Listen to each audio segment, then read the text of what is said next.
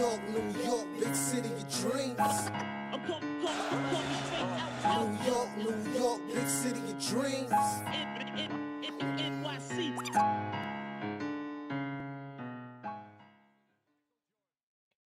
What's going on? This is Jay Ellis from Knick Of Time show here, giving you that Knicks talk just in Knick Of Time. And the Knicks lose a tough game to the Pacers, 111 to 106. And we're gonna talk about it. There's no Lee, no Ryan G or Ebony tonight. It's just me talking that Knicks basketball with my guys at the KOT family. But also here to remind you that it is also Fan Friday. So later on, a little bit later on, you guys can click the link if you want to join in and talk KOT, talk with me, Jay Ellis from KOT show, and talk about this Knicks versus Pacers game. So I'm gonna get to it. This is a tough loss, but before I even get into the loss, I just want to say that despite the loss, I still have a supreme admiration for this team, because no matter what happens, we continue to fight, we continue to claw, we can continue to persevere and almost steal this game in Indiana with the odds stacked against us. You guys already know we don't have Mitchell Robinson. We don't have OG Anunoby. Pascal Siakam had to start for us today. We were down most of this game. And to tell you the truth, I thought we were going to pull this out. I really did. Because the Pacers gave us their best punch to me in the first quarter. And by the time the first quarter ended, the Knicks were only down 9 points.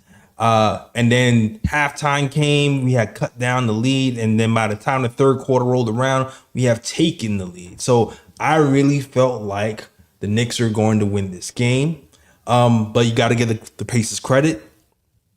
They hit the big shot to win the game. And the Knicks, despite being ahead for a lot of this game, and even being tied in the fourth quarter, lost this game to a miracle shot by Nembhard. Defensively, Knicks couldn't even play the sequence for so well, man. Couldn't play that defensive sequence any better. They got the ball out of the biggest threat's hand in Tyrese Halliburton. Tyrese was forced to pass the ball to Nembhard, who had to shoot a fallback baby 35-footer from three to win the game. And the Knicks lost. But here's the thing about these Knicks and what I saw today. There were a lot of things that we could have done differently. We did it to ourselves. We threw away the game, and we could have executed a lot better down the stretch. For sure. Before I get into that, though, shout out to the chat who's rocking with me. Shout out to the chat. Shout out to Gregory Lee, John Smith, Glamour Knicks, Drip Moore, Lee Bonner, Chris Alessandor, and everybody else is rocking with the KOT show. First and foremost, I see you guys already said it. 13 turnovers for these Knicks is not good. 13 turnovers to 10 is a recipe for disaster for this team, who is a fast break team. We gave away way too many turnovers. But the other thing to me is the offensive rebounding. The Pacers beat us at our own game and had 13 offensive rebounds to our 10. And most importantly, the crunch time offensive rebounding numbers. They got the offensive rebound in crunch time. And that's usually our game. And it's not because of lack of effort. I thought Isaiah Hartenstein got his hands on a lot of balls in that fourth quarter. Pause. Hey, yo, no Diddy. Shout out to my girl, Ebony. But he tapped it out to other Pacer players. So there's like little things that we have to clean up to get that win. And I think that was one of them. Getting our hands on the offensive rebound. And even if we have to tap it out, we have to make sure we tap it out to a Knick and not to an open space where Pacers players are lying. Also, just small things. One of those things is the Pacers were panicking. Truly enough, we did a really good job defending the three-point line. The Pacers really didn't shoot that well from the three-point line, especially in the fourth quarter. I felt like they were getting a little bit tight, to be honest with you.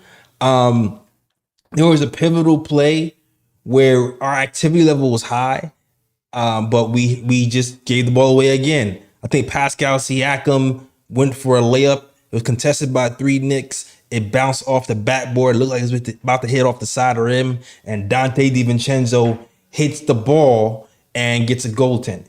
That's 2 points that they got that we didn't have to give away if we were just a little bit patient and just got that rebound, because the rebound was sitting right there for us.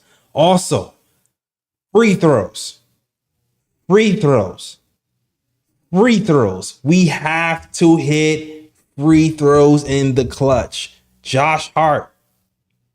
I don't know how I felt this coming. Game on the line under 5 minutes left. He hasn't taken a free throw all night. I'm like, oh man, I can feel it. Josh Hart's about to miss this free throw. Breaks the free throw. Jalen Brunson as well. You my guy. MVP candidate. Had an off game. You don't have many off games. He also missed a free throw at the end that we definitely needed. Also, let's get to the coaching. Knicks were doing great with guard-to-guard screens all night. Matter of fact, Dante DiVincenzo had a hell of a game tonight. Dante DiVincenzo, 35 points, 2 assists, a steal, a block. Amazing game. Shot 46% from the field, 7 of 11 from 3, 63% from 3. I started out talking about Dante DiVincenzo in the beginning of the series, and I told you guys, Dante is going to have his best series versus the Pacers. He goes off on the Pacers. I don't understand how he gives you 17 points in 1 quarter. He's going off in the 3rd quarter, and for the last 5 or 6 minutes of the game, he does not touch the ball. Makes absolutely no sense. Tom Thibodeau had the guard-to-guard screens working for us all night. That guard-to-guard screen with Dante DiVincenzo and Jalen Brunson was working hard, was working for us all night. 4th quarter, we completely went away from it. I don't even remember Dante touching the ball the entire night. The entire 4th quarter. Huge mistake. Huge mistake. So that's another thing that I feel like we could have done better. We should have been seeking out Dante. And I understand this is Brunson's team. He was having a kind of off night, which I don't expect to have him to have an off night again. But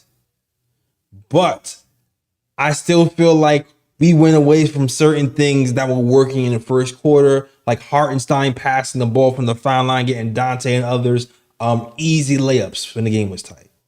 Easy layups.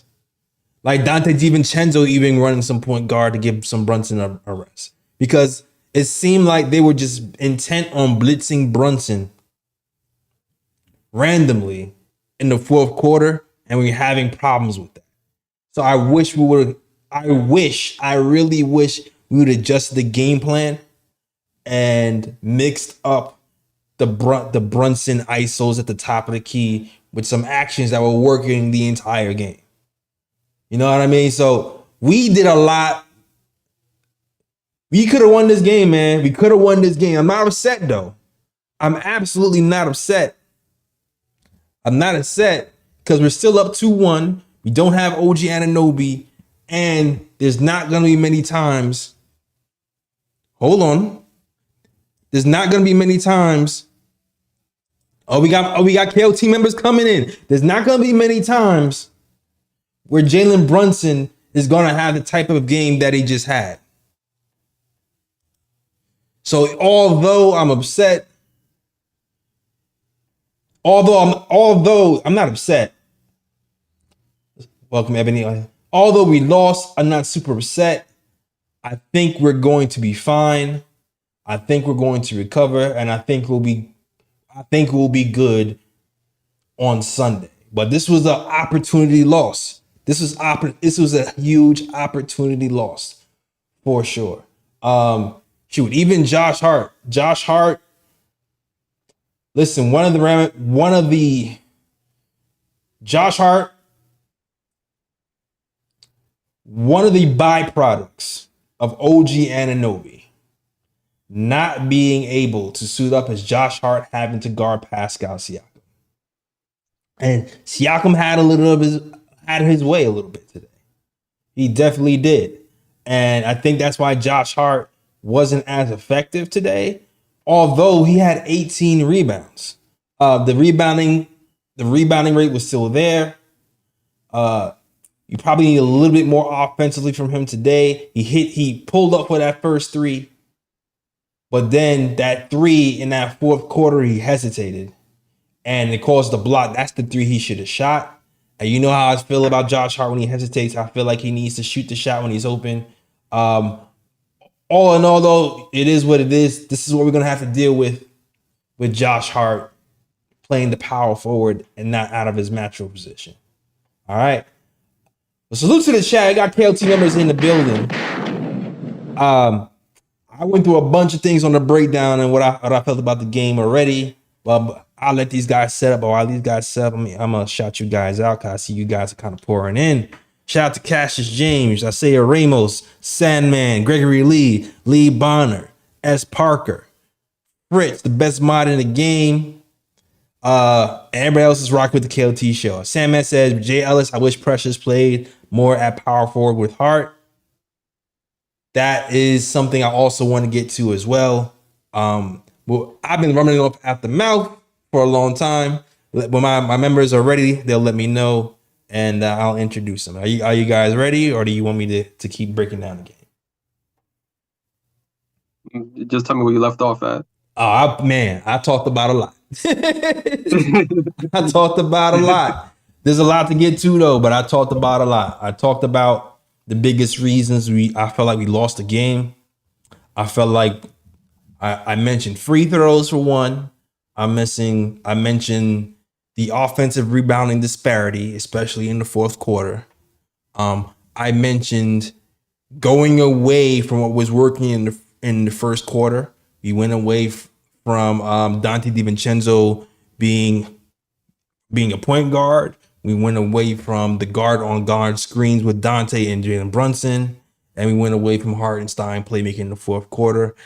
And I felt like that was something that we need to get back to. So I talked about that. I talked about the miracle shot that Nembhard made that we played pretty much perfectly, and it just hit the shot. I talked about the goaltending that Dante DiVincenzo that the goaltending mistake that Dante DiVincenzo made, and I feel like I touched everything that I told you just now. I think I've touched on. So if I could summarize the game. Now, looking at the game in the fourth quarter, I thought the Knicks had the game because it became a game of attrition, and the Knicks specialize in game of attrition. Knicks specialize in the art of war. You know, when the game is tight late in late game situations, and it comes down to, you know, who's going to make the key play, who's going to make the key defensive stop, and things of that nature. That's where the Knicks specialize. So going deep into the game, I thought the Knicks had it, especially late in the game when both teams are missing shots and things of that nature. But here's the thing, though, like this fourth quarter reminded me of Game 3, fourth quarter against the Sixers, where ball movement kind of stopped. Yeah, and it was pretty much Jalen Brunson kind of just forcing his way, you know, to the basket, trying to find, you know, different ways to get a shot off and things of that nature. And the Knicks did get away from what had them going the whole game, which was ball movement. Yep. You know, and things of that nature. So that's where the Knicks did mess up. And there was some critical plays late in the game too. Like, you know, like you said, the goaltending on Pascal Siakam, when you look at that shot wasn't even going to go in. No chance. So the Knicks basically gifted them 2 points on that. And to be honest about it, that last possession when Nembhard took the deep three, it's like, look, besides the Pacers killing the Knicks on the offensive glass as well late in the game, it makes me wonder if the Knicks were fatigued late in the game, and that's why the Pacers were able to out-rebound them late and grab all those offensive boards and get you know, the repeated second chances. Right. But that shot with Nembhard, though, it's like, you know, in all honesty, That's a shot you want somebody to take. Yeah, that's what I'm saying. Like, out of all the possibilities that the Knicks could have had on that possession, Nembhard was not shooting the ball well. So you would think that, okay, deep three, Nembhard hasn't been shooting it well all game. You would think that that's the perfect shot. You know, he's going to miss. He get a rebound, then he get a chance to win the game afterwards. And sure enough, he hits the three. And sometimes, to be honest about it, because, you know, a game of basketball is weird because when a guy's shooting bad, sometimes when you give him sometimes when you give him space and he has time on the shot clock, you know, that makes him think a bit. And then when he shoots it, he misses. But sometimes when the shot clock is about to run out, and it's like, okay, I have no choice. I just got to throw it up. Yeah, you don't have to think about it, so your nerves are gone. It's like exactly. Yeah, and sometimes it just happens. Like 9 out of 10 with the way Nembhard was shooting the ball, that 9 out of 10 he would miss that shot. And it just happened to be that one time tonight where he knocks it in and give the Pacers a victory. I mean, look, it's a tough loss for the Knicks. They should have had it tonight. They should be up 3-0. But this game is not anything to be discouraged about because the Knicks are missing OG along with the other injuries that they had. And it took a Herculean effort from the Pacers to even get this win. absolutely. So I'm not worried about it. You know, the Knicks just have to do some tweaking for game 4. You know, like less isolation ball, get back to moving the ball around, cut into the basket and things of that nature on offense. Get back to that.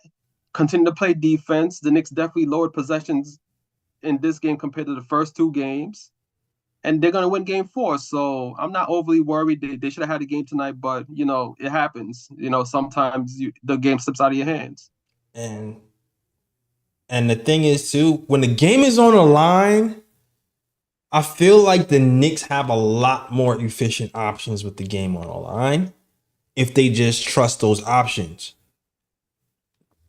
I'm looking at Tyrese Halliburton. It's funny how Tyrese Halliburton has gotten so many excuses about why he's been shooting so bad for a half a year. And all of a sudden he shoots well. People they give him excuses all first two games. Oh, he's a bad back. Oh, he has a bad whatever. That's why I can't shoot. Then he goes for 35 or whatever the hell he goes for today. So it's like it's not. So I just want you guys to be clear. There's nothing wrong with Tyrese Halliburton physically. Physically, it was always mental. It really was always mental. For one. 2, when the game is on the line, I don't care how much Halliburton is shooting for 3 quarters. In the 4th quarter, that boy don't want to shoot the ball. You guard for that pick and roll. Once he gets into the paint, everybody rotates the shooters. 9 times out of 10, if it's under 5 minutes left, law of averages, he's going to want to pass the ball. At least 6 times out of 7, he's going to pass the ball. So I felt like the Knicks in the 4th quarter really figured that out and basically just paid the passing lanes perfectly and got into a lot of transition. Now, the problem with being in transition against these Pacers in Indiana is they are not giving us any type of foul calls whatsoever unless we get absolutely clobbered and there's blood and boners coming out of your skin. Like, you're not going to get a foul call. We was not getting a foul call this game. So the mistake for us was trying to drive and trying to get that foul call. So we have to just keep in mind that I don't think it's going to be like that the next game. I feel like the fact that the Pacers were advocating for fouls from the game before allowed them to play a little bit more physical without any whistles being blown. Like, I straight up saw in the 4th quarter Hartenstein being held by 2 arms while he was trying to go for a rebound. Yeah, Pascal Siakam. Yeah. So they were letting a lot of things go for the Pacers. And it's not an excuse of saying that's why we lost the game, because we still could have.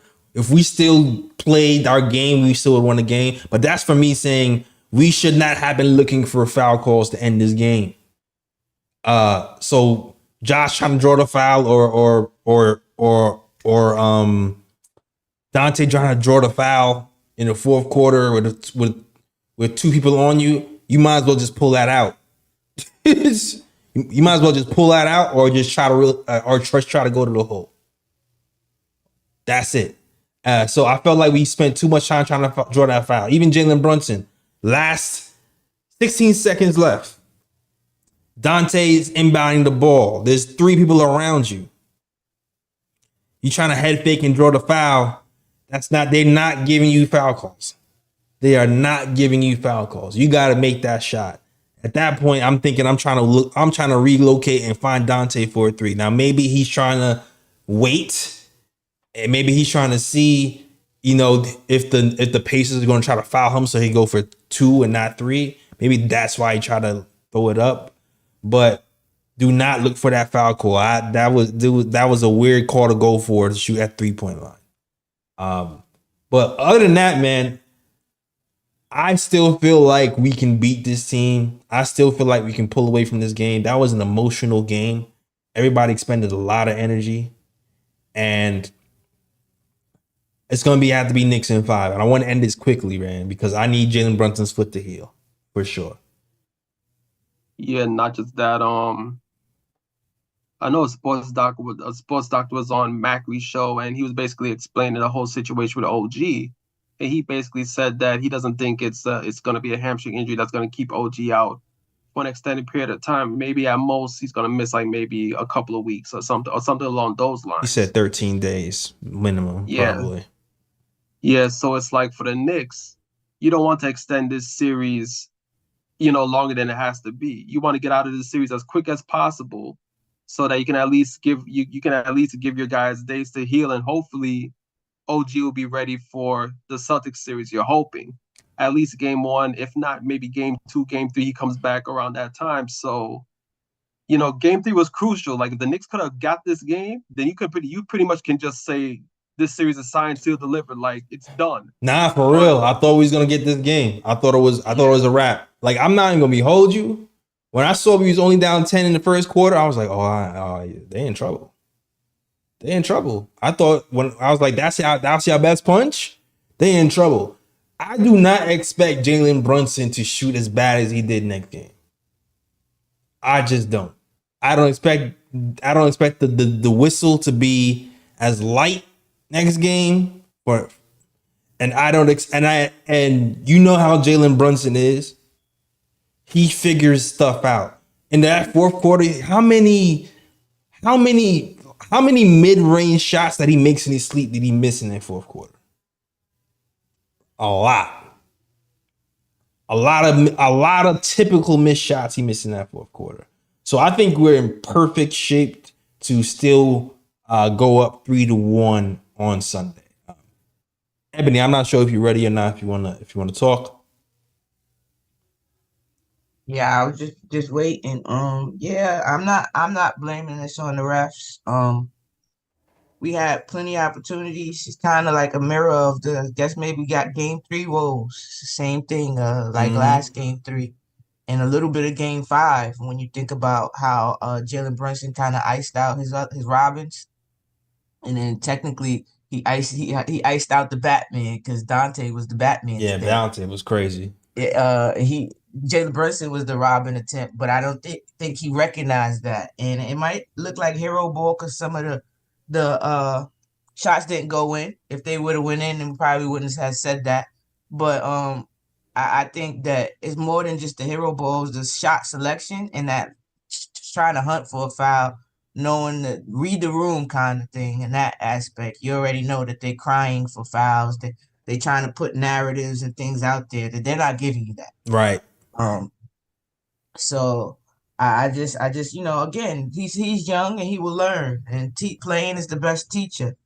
I thought Dante did amazing, and we went away from it. I also think we were at our best when others were playmaking. Again, Dante and Ihart had like a little. Ihart and Josh Hart had a stretch where they were getting others involved. That's a and fact. We had a little stretch where we had our defense making offense, which is cool, which was good. In that where we had I believe Dante had about 8 straight points. and then Josh Hart took over with 4 straight fast break points. Yeah, bully And points. we were making it Obi all on Obi too. It was showing why Obi does not play 4 quarters. But I think that we have to be more consistent throughout. We had spurts, and all game we were getting beat to 50-50 balls. This Yeah. wasn't just the fourth quarter. All game, it was all game. We would do a great defensive stop and couldn't finish the possession. Couldn't finish the defensive possession, and it got worse. It seemed in the fourth quarter they were getting 2 or 3 attempts at times. Which just meant that they knew the desperation, that they knew the importance of this game, and it kind of out hustled us today. Out hustled and muscled, and iHeart has to be more consistent on the defensive end. It was times in the first half I believe that our rim protection was lacking until like Precious came in. I want to say. Yeah, I thought Precious should have played a little bit more, to be honest with you. I was like Precious, he got fouled trying to set us. He fouled was it Siakam setting a screen, and he got taken right out, and we never saw him again. And I felt like he was doing really good defensively. He was getting us second chance points, and then he was taken out. Well, Siakam was cooking him for a while too. Oh yeah, that too. Siakam was cooking him. But I seen us do something in the fourth quarter one time where when there was a lull in the action, iHeart switched. He switched from Turner to Siakam and let Dante or Josh Hart, I couldn't remember who it was, hold Turner on the perimeter. So he can guard Siakam in that mid range while he's posting. And Siakam tried to do the little turnaround that he was just killing Precious with, and iHeart was able to defend that well. Whether I want iHeart on him, whether I want iHeart on him whole game, no. But I like the fact that they did that in that moment, and maybe that's something they can to do in spots. Nah, because I don't think iHeart is comfortable enough on the perimeter to really guard Siakam like that. If he wanted, like if he wanted the ISO, I don't think iHeart would be comfortable. But in that instance, when he's going to the post, I like that switch. Maybe we could work on doing that again. I agree. Yeah, maybe we have to look at putting a smaller person on Miles every once in a while. When Siakam is cooking the way he is, and I really believe we need to make Miles Turner put the ball on the floor all the time. He's a set person. Everything is set with him. Exactly. We talked about this on this program before. When Miles Turner is out on the perimeter, the difference between Miles Turner and Porzingis and the Embiids is when Miles Turner is on the perimeter, you can guard him with a small player, and he's completely ineffective. Completely. So that stretch the floor stuff that creates disadvantages and mismatches. If you put freaking Josh Hart or Miles Turner, and then you trying to post up Siakam, you can put IR on him, and we're fine. So I completely agree, Ebony. We definitely can go to that in spots, and you saw it was effective today, and in the fourth quarter. It was effective. So yeah, they had talked about this in the pregame once about Josh Hart being on Siakam.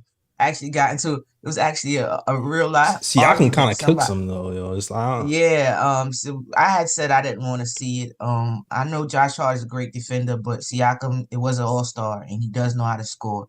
And he can't, shoot over folks. He's used to playing sometimes the bigger matchup. So him shooting over Josh Hart is not, that's stuff that you practice. Yeah, I agree. I don't like that matchup at all, which is why we need. Which is why OG was perfect for us before he went out. And the thing about and that's the thing about the Siakam too. He hit an unusual amount of free throws today. Usually half of Siakam would be something that would work. That's something else that I can't see being duplicated game 4. Mm-hmm. I don't remember what he shot. I can look that up real quick. But this is a guy who's a 40% free throw shooter. And he went to the line and shot 7 of 9. Law of averages says that's not happening 2 games in a row. So that's all I got to say about that. And I cannot finish this show without talking about Birkin Burks, man. Was in his bag today. Fake Burks game. Fake Burks Hey, game. Ebony, I'm not talking about the fourth quarter, all right? I'm not talking about the fourth quarter. That's the one that counted. That's what counted. Fourth quarter. Did you even see him? UFOs. Did you even see it coming that he was even going to score 14 points today? Nah, I did. I said that it would be the most Knick thing if we played him and he had a good game. You remember? And yeah, I told him I was getting killed in the chat for it. I was absolutely getting killed in this chat for saying it. But Burks, when you think about what he's capable of giving, this is his type of game. You know, we need you to shoot. This is what the time we need you to shoot. We need you to give us at least 10 points, help us with some buckets. Yeah. And we didn't think it would be this much of a struggle. I didn't think it would be this much of a struggle for us to get 10 points out of Alec Burks. For real. But I like the way he played today for at least that first half. First of all, Tibbs didn't even take him out in no time. Like he goes from playing 44 seconds the last game to like, you know what? You're playing the entire second quarter. It's like, oh, okay, that's what we're doing. Cool. Then he scores 14 points. But I like the way he even eased his way into the game because we was killing Burks for this damn hero ball all the time. Like he'll come in the game and just start shooting. I'm just like, yo, he was actually moving the ball around, waiting for re-screens. He was doing all of that. And then it's like, okay, now I got warmed up a little bit. Now I'm shooting the shots. I'm like, okay, he worked himself into the game. And if he didn't, I don't know, if he wasn't just too big for the moment, it seemed like he was shooting nervous in the fourth quarter. Because he was left wide open in the corner and he didn't just miss. He was back to building brownstones again. Like the hardness of how the ball was projectile vomiting off of the side of the rim and people had to kind of duck to make sure they get hurt because of the velocity of the ball.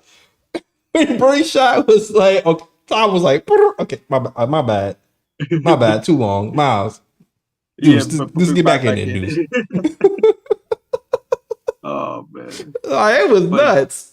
I don't know, man. His house was missing bricks because some of them wasn't even hitting them rims. Yeah, his house wasn't even constructed correctly. It wasn't even constructed correctly, man. I was like, oh man, it was UFO and Jay. It was a tale of two halves. The fall from grace is crazy. But I do have to give him his props though. Yeah. In the first half, he did show up. In the first half, he showed up when the Knicks needed points. That's a fact. He got the points. But like you said, we wish it would have transferred over to the second half when it was really needed.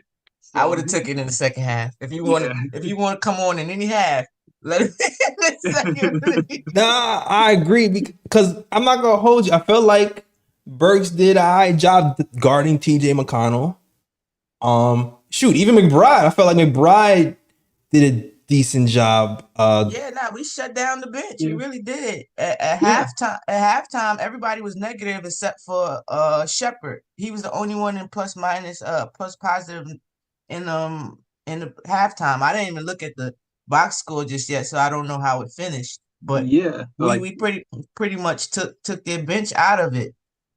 It was the Siakam. It was the main characters carrying them today. It was Siakam, Turner, and Halliburton. Exactly. And then they were the ones that was the only ones that were in double figures during halftime too. Yeah, and then Dante was playing well. He was leading the second unit too. So it's like this the fact, man, Burks did get dog. You would, if Burks just gets it together, he would just solve so many problems right now. Because he gave us a little bit more height. He gave us a little bit more shooting. Like we needed that. We need a little bit more spacing. Like he just solves a lot when he's at least plays like how he played in Detroit or when he was with the Knicks last year, like a couple of years ago. Like just That baby, you know, it's playoffs. I just seen Alec Burke dive in the stands today. I said, what? Is that Word. Alec Burks in the stands? Burks is that. That's what My we man at. Yeah. he caught a jump ball and everything. I said, he ain't trying to play defense. I think gave him after that. I'm like, someone, come on, Burks. You know you wasn't getting that block on Siakam. Why'd you even attempt to do? Yeah. Come on. That ain't you. But that's that playoff. That's that Playoff make you playoff, do man. things. He even Playoff make you do to some things. he even flagrant fouled Miles Turner in there. He's like, Oh, I thought it was Siakam. He did the flagrant. yeah, no, that was Miles Turner. That was Miles Turner. He Oh, was okay. like, Well, how I is know that a he foul? wasn't. Like, I know dog, it was somebody big that he wasn't getting to. yeah, he tried it. He tried it. Yeah, and I just wanted to highlight something right quick, like the bench production. So Knicks outscored the Pacers bench 24-14. Here are the plus minuses of the Pacers bench. The same Pacers bench that killed the Knicks in the first 2 games in the series. Obi Toppin, -17. Isaiah Jackson, -19.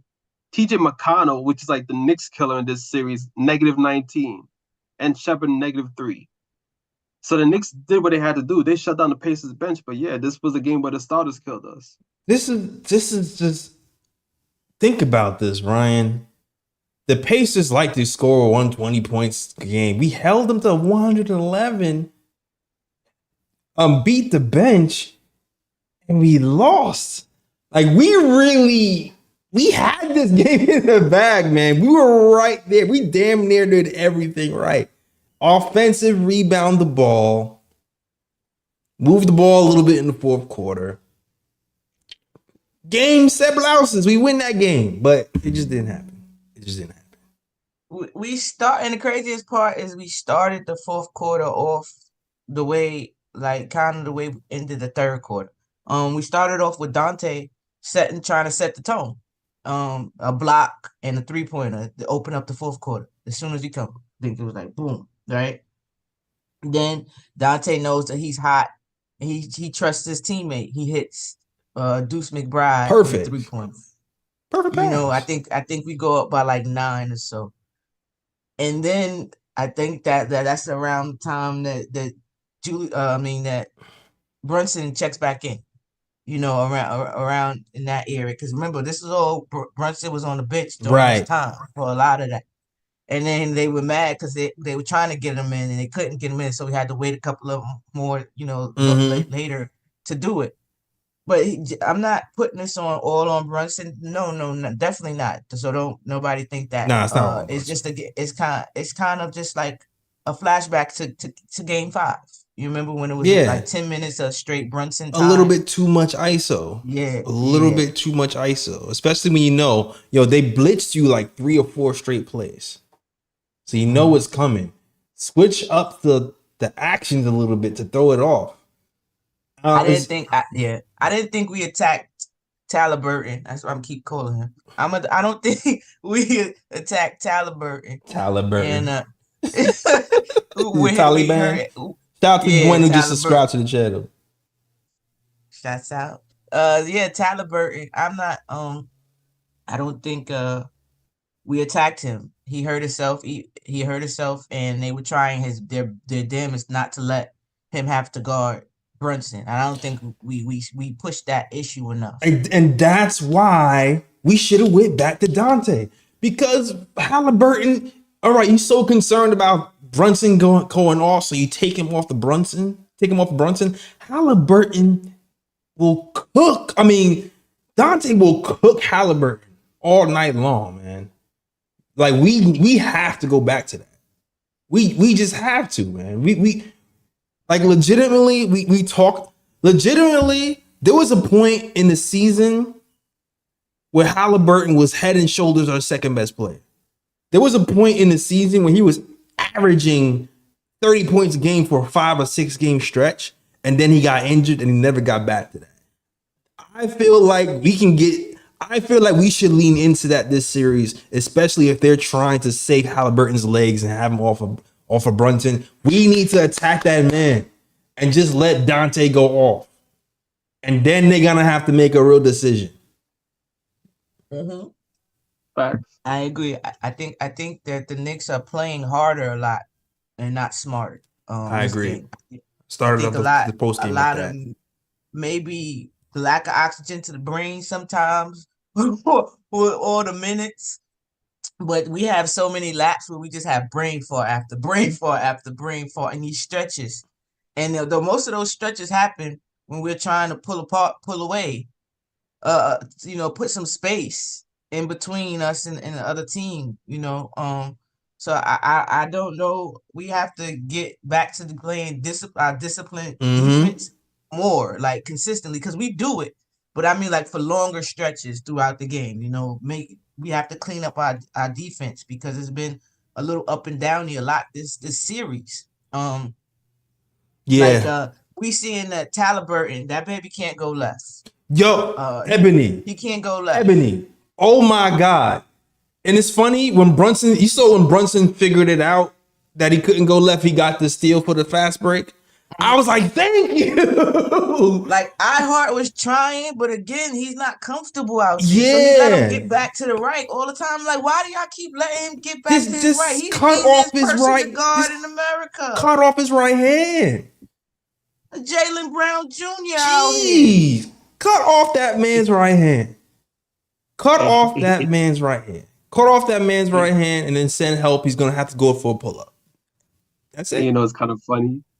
Being a Jaylen Brown because I was watching the Celtics and the Cavaliers game, and that's how the Cavaliers guarded Jaylen Brown too. And there was one play I think with Donovan gave Mitchell it to guarding them. Jaylen Brown where Donovan Mitchell took away his right, and Jaylen Brown tried to cross with his left. He basically just gave the ball Gave to him the Donovan ball. Mitchell, and it was a fast break the other way for a dunk. Facts. That's all we gotta left. do, $300 yo. million with no left. All we gotta do, yo. We got this. We got this. We have to get this game. Like the next game is gettable. Yeah, definitely. We figured out, we stopped the bench, we adjusted to the bench, and then we let up on the starters. So that's what I mean. We have to have consistent defensive game. If you make Miles Turner put you in the post, make him show you he can post up. Not once or twice. You got to show me you a post player. So I'm going to put somebody small on That's you a fact. I'm disrespecting your whole ideology. Yeah, you got to show me you a big man and not a big guard. You get what I mean? I agree. You have to show me because as soon as he off the dribble and he pulling back and he doing all this other stuff, it look crazy. Too much. I'm like, thank you. As soon as he do it, I'm like, thank you, Miles. Too much. Cookies. So, and then you see Siakam, he on playing mode. He ain't too aggressive right now. He trying to live in the post up game right now, the mid range game. He just trying to shoot over people. We seem to have him cut off when he's trying to go to the rim type vibes. It's just that he gets there, he uses a little push, and then he shoots over you. Exactly. So we adjust. I would have liked to see Sims on him, not no Isaiah Jackson. Let me see Sims on him, please. I mean, so I think Sims would do well with the strength part where he gets you off. Sims won't move, and he can still move lateral to stay in front of him. You understand? So whereas iHeart might not be as comfortable if he pulls them out to the perimeter, I don't see that with the Sims. Yeah, he just has to be in the right spots defensively, all the time. And I feel like he might get a little bit more playing time. I agree with you. Sims got like 5 minutes today. We went 8 deep today, guys. We went 8 deep. All right. 8-man rotation. All right. Sims got a good 4 minutes and 51 seconds. I thought he was gonna see Shake next. I was like, who else coming? Who else coming? If Alec Burks didn't work out, remember the Royal Rumble? Who coming out next? Yo, Alec Burks, please, I beg you, just give me 15 efficient points next game, please. Just give me 15 efficient. And this time in the second half, please. You could be cold in the first half. Just bring the heat to the second half. Nah, if he's cold in the first half, he ain't coming back out. You know that, right? Yeah. Okay, it has to be continuous. Like first half and second half. First. Just shoot lights out, please. Just carry it over to the second half this time, please. Shoot. Precious fouled somebody, got sent to the shadow realm. He never came out after he fouled homie on the pick. It is what it is. It is what it is. Salute to the chat, man. Salute to the chat. Shout out to Gregory Lee. Shout out to Lays Eagle. Shout out to Ricardo Custa. Shout out to my girls in the chat. Shout out to my girl in the chat. What up, baby? What up, baby? Miss Shorter. Shout out to Logic Sir. Shout out to Isaiah Ramos. Everybody else is rocking with the KOT show. If you like the show, hit that like and subscribe. We have every game talking Knicks basketball. And trust me, you want to subscribe. Shout out to the person who subscribed a little bit earlier today. Welcome to the KOT family. All right. Anything else you guys want to talk about? I feel like we hit on every single thing. Dante, all-star performance, precious plays, Alec Burks. Are we missing anything? I want to talk about the shot that was it Nimhard, right? Yeah, they Nimhard. got so many ends, Naismith, Nimhard, Nemeth, whatever. Like this sort of like just I'm like getting more confused. But yeah, Nimhard. The thing about that shot is when it went up, I don't know if I jinxed it, but I felt it was going in. As soon as he went up, something in the pit of my stomach, it just sank. And then it went in, and I was like, all right, my stomach was already down. It already sank. There ain't nowhere else it could go. But something, it may be because we gave him too many open looks before that shot. Yeah, but in the fourth quarter, we let him shoot a lot openly. It was nobody around him.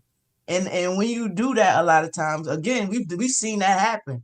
Eventually you're going to hit it. You're practicing, letting somebody shoot into rhythm. And Nimhard was shooting a decent percentage before he played against us, right? So I get it. We just gotta, it's just that what I'm saying, we just gotta make everything harder. We just gotta contest everything. We can't have these laps where we give people open shots no matter who they are. I don't know, Ebony. Like if I had to gamble. No, I'm saying that's a shot you would want to take. That's a 35-foot step back three with the game on. He was in a rhythm, kinda, because that's like the third shot in a row they gave him. He missed like 3 or 4 3-pointers in a row.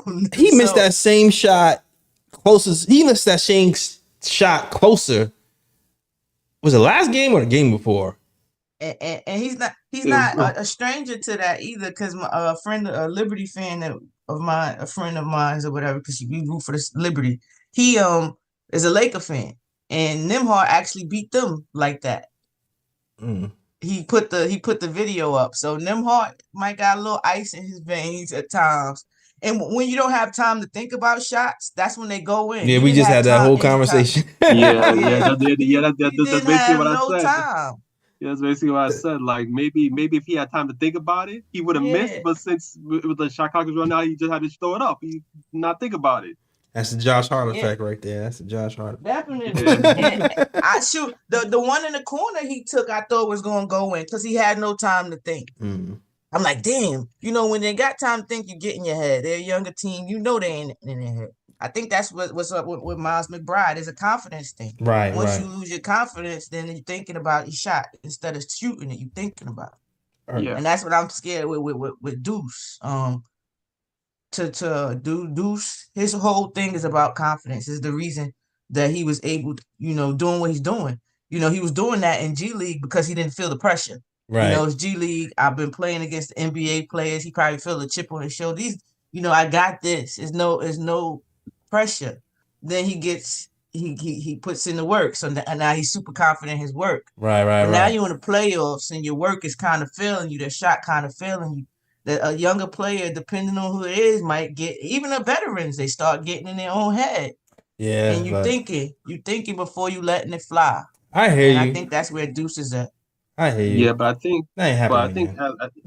Yeah, but no, all I'm saying is that at least the first 2 games with Deuce, yeah, you're kind of nervous because he played really badly in the first 2 games. But this game, he actually showed some life. So what you're hoping is that, this is going to help propel him and help him gain more confidence as the series goes on, because he didn't play too bad tonight. And he had a team best plus 11 when he was on the court too. So you're just hoping that carries over, going into, the next few games in the series. Yeah, he hit a big 3. I don't know what he shot, because again, I still ain't look at this box score. I should. Yeah, but, he was 3 of 8. Yeah. 3 of 8. Okay, yeah, he hit a big 3, but I like more so he was going to the bucket.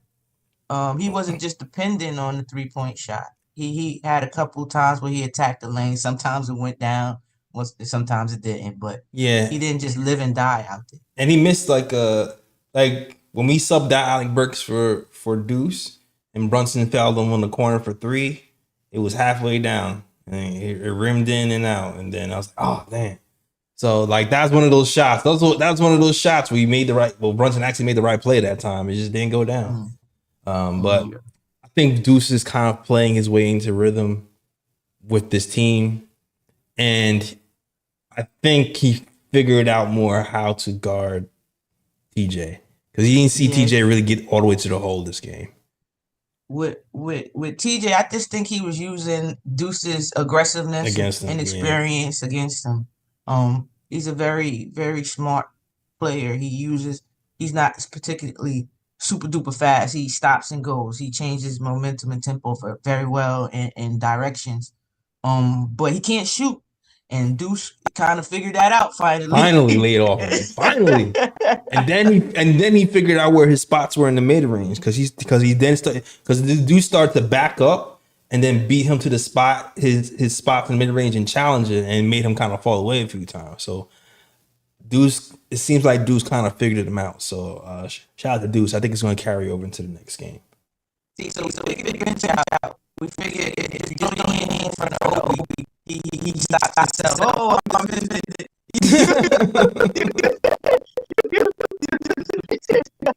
What you say? Oh no, that's the ball.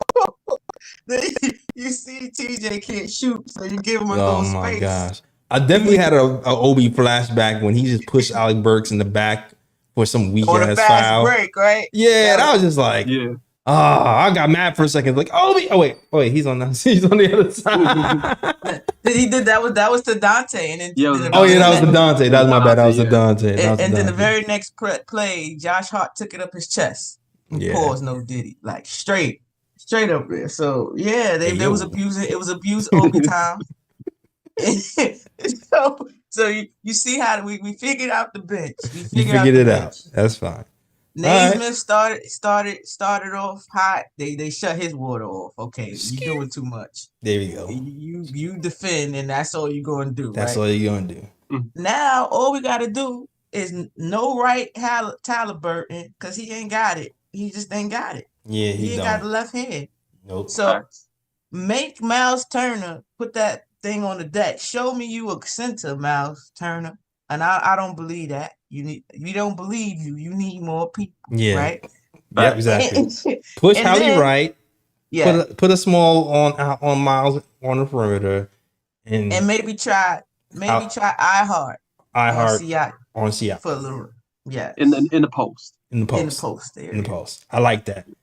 Yeah, even Precious, man. I was like, Precious ran Siakam off the 3-point line. Like, Precious, what are you doing? Like, make him take that. I want to shoot that. He's gonna head fake every time. Like, chill out. Thanks. No hard close out. Just stand there. Just treat him like they be treating Mitch. You know what I'm saying? Let him shoot. Yeah. I think like Mike Wilburn has said it.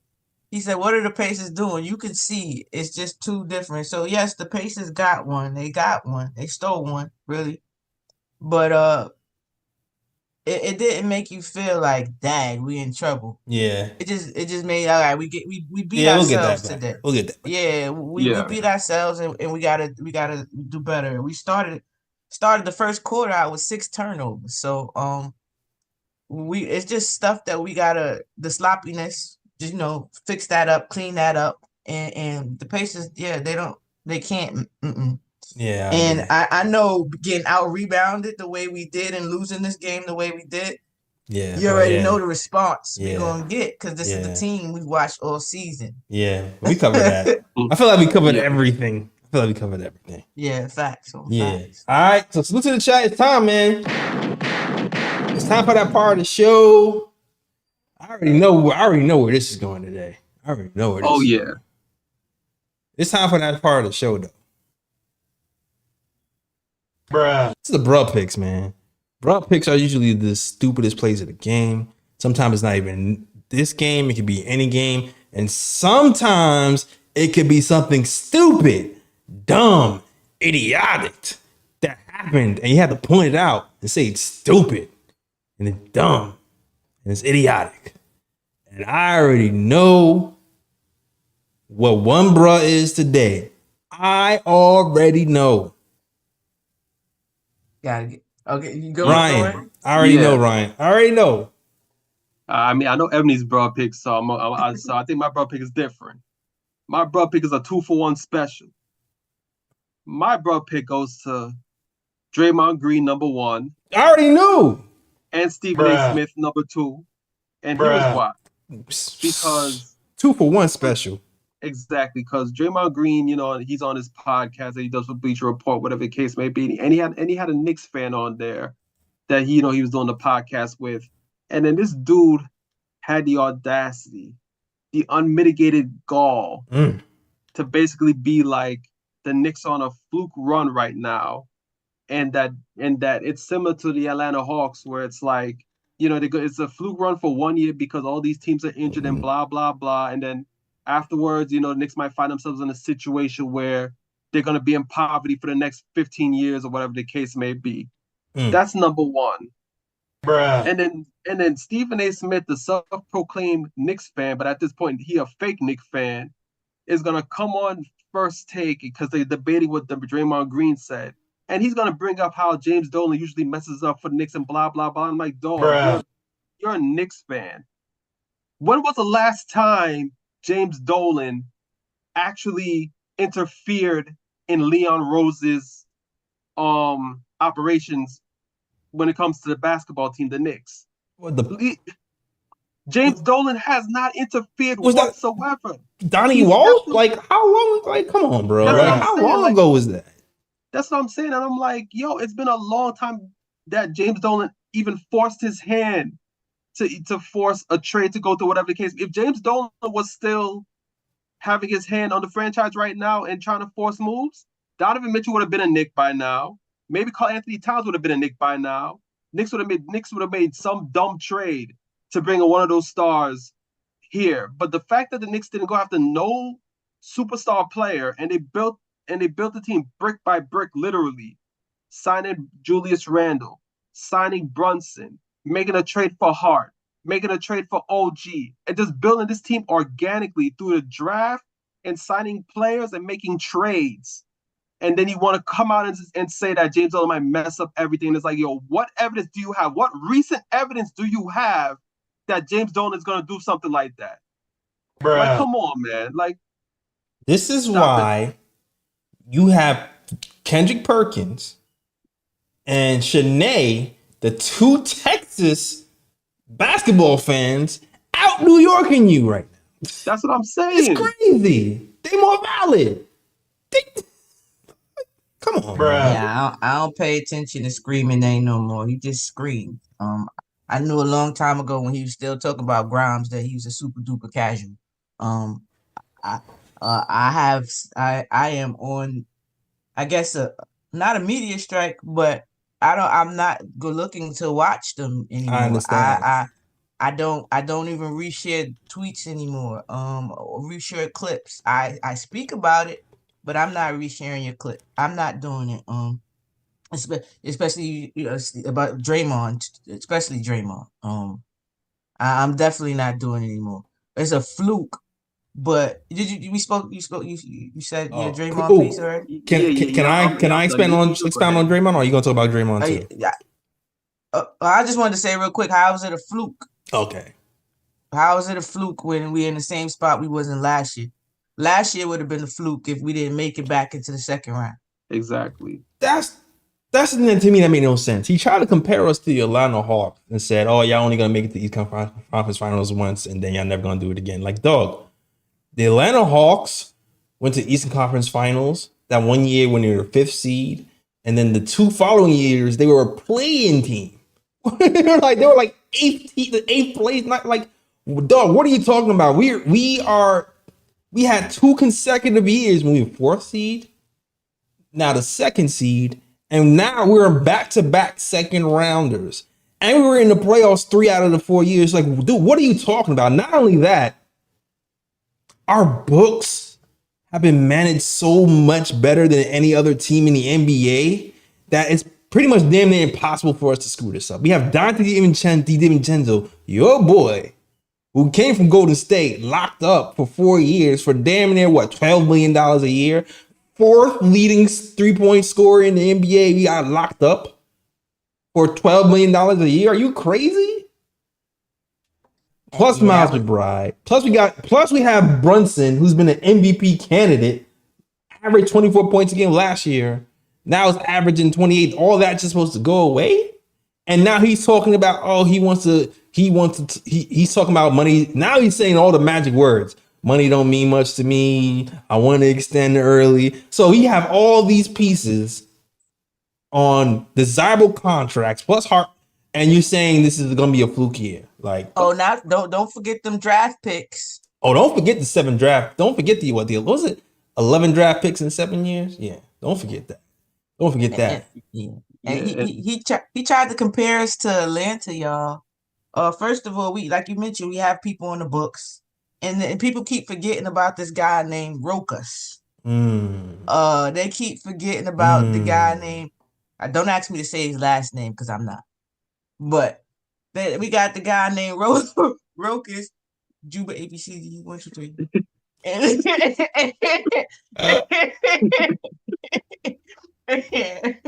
Oh man.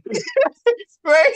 They got that guy still waiting in the rafters, and another guy by the name of Julius Randle that we waiting to come, join us. And just join back with the CAA. So that sounds like another discount to me.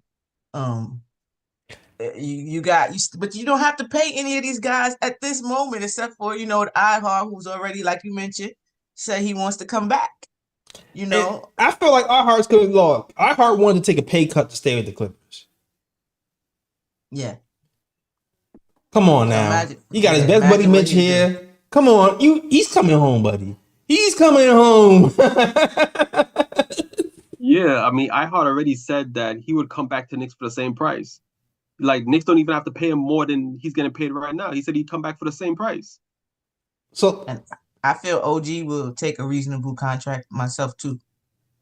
So all this is nonsense. What you really need to be talking about is your own damn self. Because with the new CBA, first of all, the new CBA is the reason we have Dante. Hey, so thank you, loser. Bruh. All right. He in trade rumors himself. It was a report that came out today that the Golden State Warriors are looking for trade targets for Draymond Green, and that's why he's salty. His own house not right.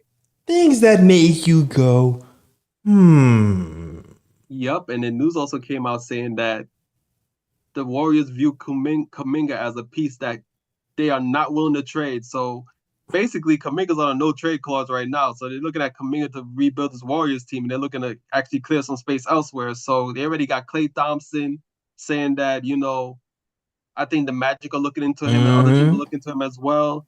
Draymond Green, they might not keep as well. So it's like, why is he talking so bad about the Knicks? Like, be concerned with your own team and your own situation and enjoy Cancun because y'all not in the 1, 2, 3 Cancun, all right? Yeah, super chat. Shout out to JT. I got you.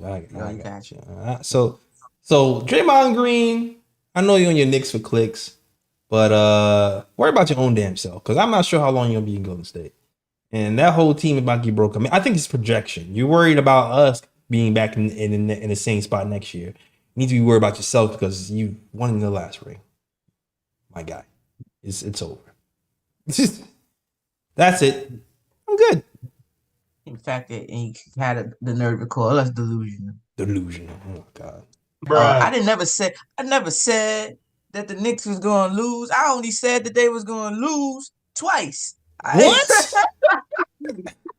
Yo, the way his memory, he be straight up lying, yo. He's from the school of Steven. I don't know.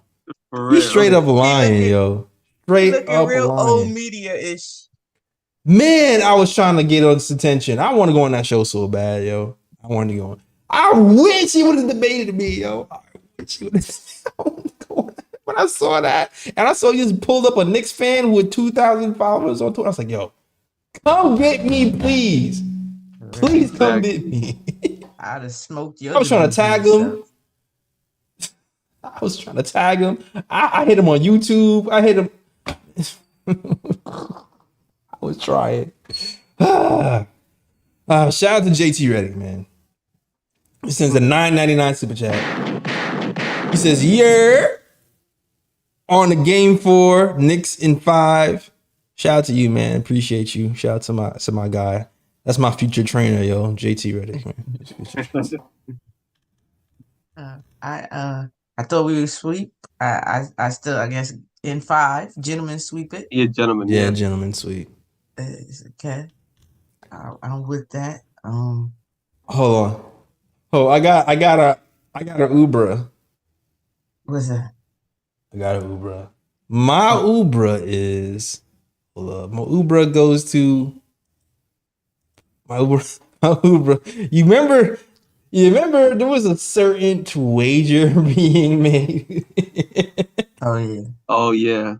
About a certain team. Somebody, unlike Draymond Green, who conveniently forgets because he lacks accountability. I'm pretty sure Warrior fans know about that. So does Adam Silver and so does Steph Curry. Doesn't like to admit he's wrong. Kind of been a thing.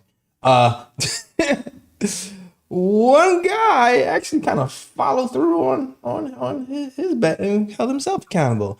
Paul Pierce said that the Knicks would not make it out the first round, and if they beat the 76ers, he would what? Wear a Jalen Brunson jersey. Today, when I woke up this morning and I looked at the videos and the pictures, guess what I saw? Oops, sorry. Arthur and a Jalen Brunson jersey. I gotta move. Oops, I'm sorry. I moved. Oh, wait, hold on. My bad. I meant to get the 3 screen. The 3 screen. There we go. So this is the Uber, because I'm glad you earned your bet, and you look really bad in the Knicks jersey. That looks horrible on you. Yeah. Dawn Staley got hers too. The Knicks sent her. Man, The Knicks sent her a bunch horrible. of Knick gear. Oh damn. That looks horrible. Oh Yeah, my god! I much rather see him in the Celtic green. Like, yeah, let's stay in the Look Celtic at all the green, my guy. blubber. Oh, you're not in the NBA no more. I can tell. Yeah, he made Okay. my stomach turn looking at this. I got a little nauseous. Yeah, it's a little sickening. It's like, ooh, I wanted to see it, but now I kind of threw up a little. I don't know. a little bit. A little bit. All right, cool. Yeah, I got a bro pick. I got 2 actually. Okay, what's up? I got Tyler Burton for only talking trash when he up and be quiet as a mouse, looking like Stuart Little when he not. When he ain't doing nothing, he ain't talking junk. No bravado, no bravado, nothing. You can't talk junk only when you up. What kind of crap is that? Bruh. Yo, he's so soft. Yeah. Man, he's soft. He a little cookie. R&B looking soft chocolate chip. Yeah. Put on a microwave, put a little heat on him, he gets gooey. Wedgies in the bathroom. Facts. Pause. SOF capital T. Soft. Soft. That's that. Oh my goodness. All I see is that him singing Drake in my head. Yeah, I remember that. Oh my God. All I want to say, they're not like us. They're not They're not like us. Are you my friend? Are we locked in? Start crip walking. Nah, facts. I feel like today this is it for the Pacers, because again, we figured out the bench that was so mind-boggling to us. Now we just get the rest. We figure out 1 or 2, either Siakam or Miles Turner. I think it's Miles Turner and Halliburton, to be honest. I do. Right. All right. Yeah. And my last one is Colin Cowherd. Did I say it right? I don't care. We don't care. I don't care. We're in the year 2024. Why are we still policing what people wear? Bruh. Like, make it make sense. This back cap backwards hat energy is crazy. It's kind of crazy. That's what you pick to die, like to talk about. You have a whole Wait, show. what did he police? He got mad at JJ Redick because JJ Redick is on a podcast. You know, the podcast with LeBron, and he had his hat backwards on his podcast. He had his hat backwards. He gonna talk about you can't. Hold on, let me get the correct quote. What? I don't want to misquote. I don't want to misquote the jerk. I don't want to do it. Did you call him a hooligan? Basically, might as Basically. well. Yeah, It basically. sounded real coded. Yeah.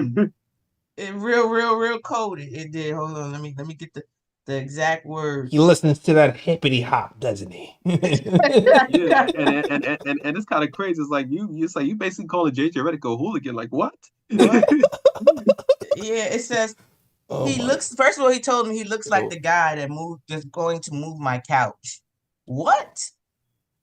Then he says to turn your life around, you have to first turn your hat around. Bruh, Yeah. this Turn man your life around? is a Excuse multi-millionaire. me, sir. Why would he want to turn his life around? He's going in a pretty good direction as is. What? He has a successful podcast. He's on He's up for a coaching job right now. He's respected around his NBA peers even after basketball. It sounds like jealousy to me. Oh It my sounds God. like not knowing anything to say. Clickbait, good old boy rhetoric. Because that's crazy. That's a hat. More people know who he is than you are. Like, what the hell? I didn't even know how to say his last name just now.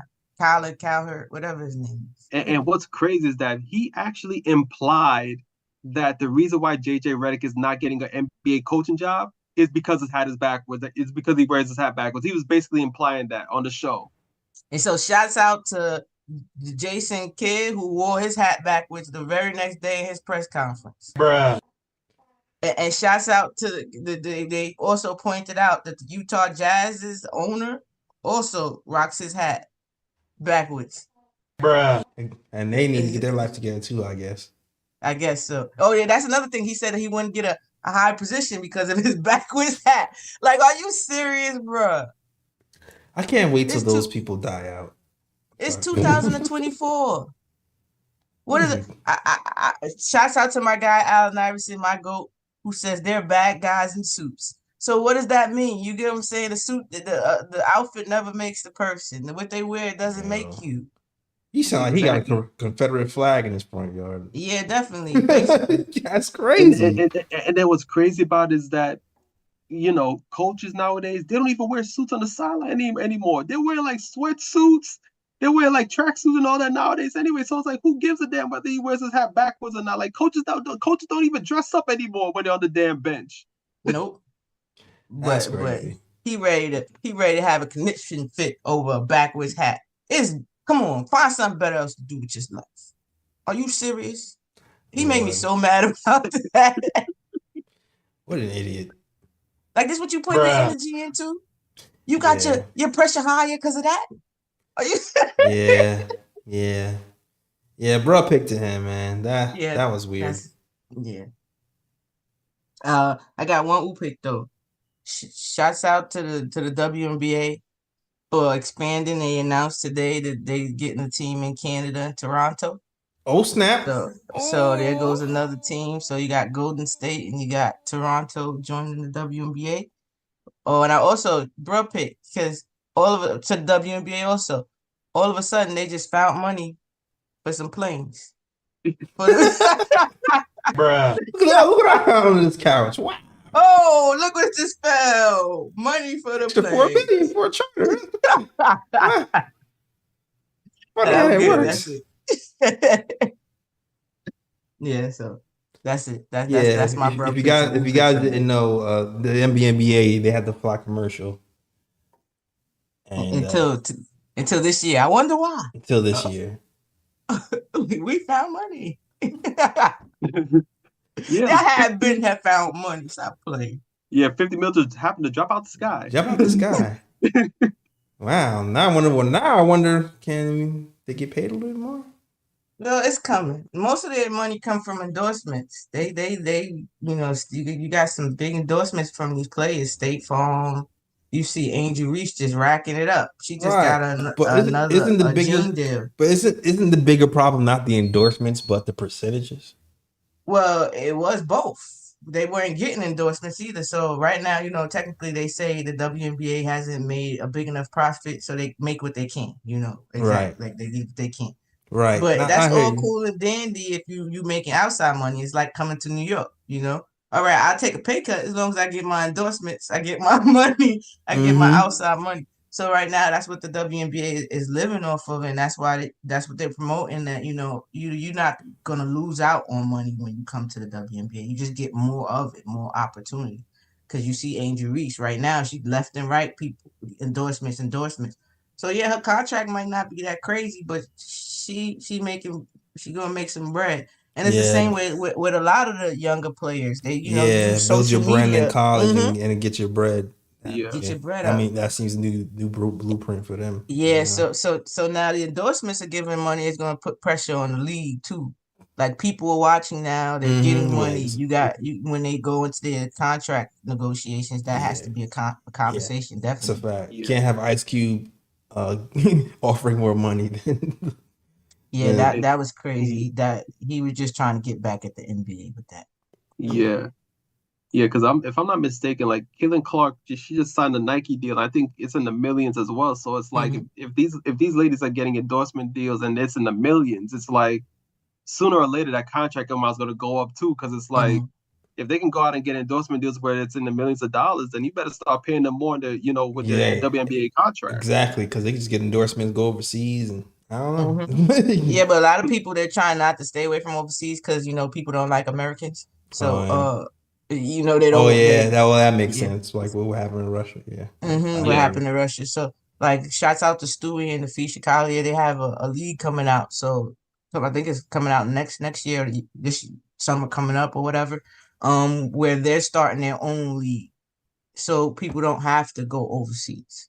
So They could play like off season ball in their organization type. that's what's up. That's what's up. All Yeah. right. All right, yo. Good show, guys. Good show. We gonna be all Um. right, y'all. Yeah, we all right. We go. All right. Yeah. Tough loss, but we all right. We'll get back. Next game is on Mother's Day. I'm actually gonna be at my Yeah. mom's, so I'm not sure who's available. You and mom, so you might be busy. I got my Yeah. grandma making everybody go to church. Grandma asked to go to church. Oh, Everybody what there. type? Baptist Yeah. church, Pentecostal church? Yeah, Oh, Baptist. so you won't be back till next It's Sunday. been a minute. I ain't going front. It's been a minute. I Oh, was like, all right, holy you water can't gonna say bubble when no you to walk in. grandma. Yeah. Well, that's because that's not how I was planning on spending my Sunday. Did, Yeah. did you tell did you tell grandma the Knicks are in the playoffs? Yeah, grandma ain't trying to hear that. Oh shoot. All She right. a Facts. basketball Like. fan, but she ain't. She the y'all coming to church. my Yeah. my game might be on silent in the back somewhere. got you. Yeah. Facts. As for me, like that's the reason why I'm back in New York because it's Mother's Day. So it's like. Oh, So me with the podcast on Sunday's gonna be really shaky. I don't know if I'll be able to make it. I don't that's know. cool. It's cool. It's cool. Well, it might be me and my mom on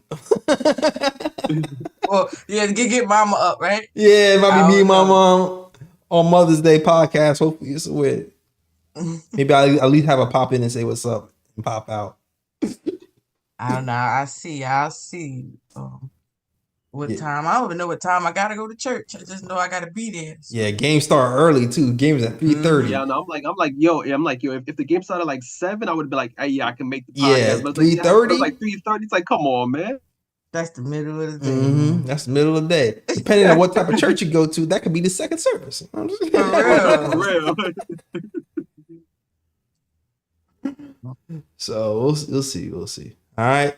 But hopefully we get that win, and yeah, we'll see. We'll see you later. We'll see you later.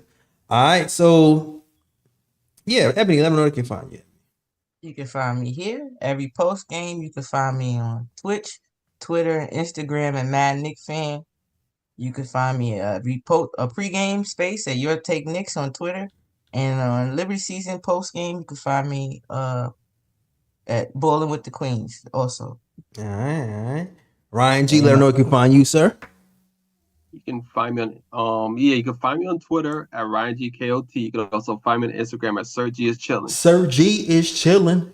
That's SIRG is CHILLIN.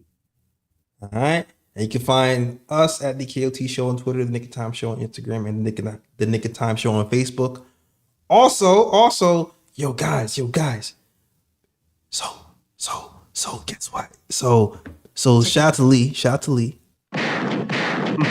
Because Lee, he does all this, he's Mr. Famous now. Blue check coming soon. He be writing for the Guardian and stuff, so people starting to know him because he's like, ooh, he's a big time writer. So then Ben Stiller followed him, right? So he's like, ooh, it's like, oh shoot, Ben Stiller followed him. And then we put out a clip talking about Reggie Miller and how he disrespected the Knicks, and Josh Hart called him out, right? We put a video of that on that, and then Ben Stiller had liked it, right? He had liked it. And then he followed the KOT show, right? It's like, ooh, baby. So here's the thing, guys. Remember how we got Monica on? And remember how we got a couple of people on where we just added them and say, hey, come on the show? Ben Stiller's following us. All right? So just add Ben Stiller. Say, yo, we want you on the KOT show. All right? Just do that. What is this? A center brand? Yeah. I love you, Ben Stiller. Exactly. It's worked for like 3 guests so far, I think. I think it could work for Ben Stiller because he tapped in, he followed us now. He's gonna see it. Exactly. So even if you have to go on that Reggie Miller video and say it then, or you want to add a new post on, just do that. And we'll see if we can get him in there. All right.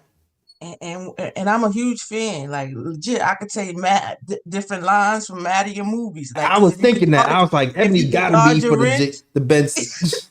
Because if you could dodge a wrench, you could dodge a ball. You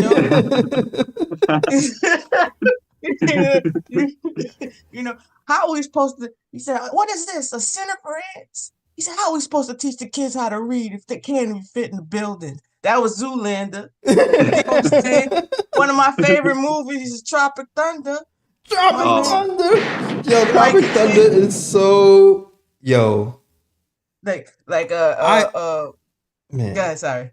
Nah, it's just that was such a specific time. You can never make another Tropic Thunder in 2024. No, you can't. Facts. One of my favorite lines, I don't even know if you can say it anymore. He said, well, it was the Robbie Downey Jr. line. He said, "You went full. Nobody goes full." He said, "You see, Forrest Gump, not full. Everybody know that." Oh. I can't, that word is bad now. You can't say it. Yeah. Pretty much. Back in the day. Yeah, see, so unless you're Dave Chappelle, then it's the only way you get away with it, I guess. Pretty much. That's why Boondocks didn't come back around. You already know. Oh man, Boondocks could have still been. They could have still been funny and got rid of that word. They would have been. They would have been canceled a long time ago. Man, I wanted Boondocks. Just for the Trump era, I wanted Boondocks, man.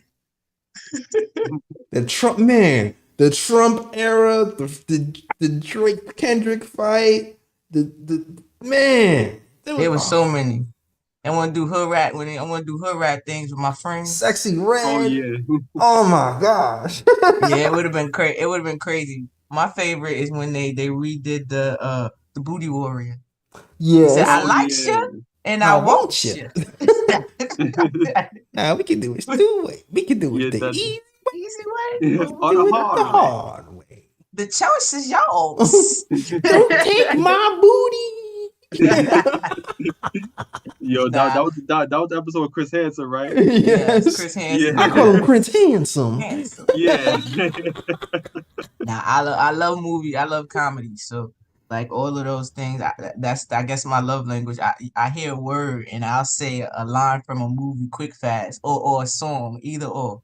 That's what I do. Yeah, word. Man. Oh man. So Ben, come hang out. Come on, hang out. Huge fan, definitely. Yeah. And to find out that you was a Knicks fan was the cherry on top. Facts. So yo, tag him, y'all. Tag him. All right. Cool. Thank you. All right. That's the show, guys. Thank you for watching. And as always, shout out the worldwide west. Everywhere we go, we leave a worldwide mess. some mess out here in these Knicks YouTube streets. We getting that W on Sunday. That's the show. We out of here. Peace. New York, big city of dreams. New York, big city of dreams. NYC.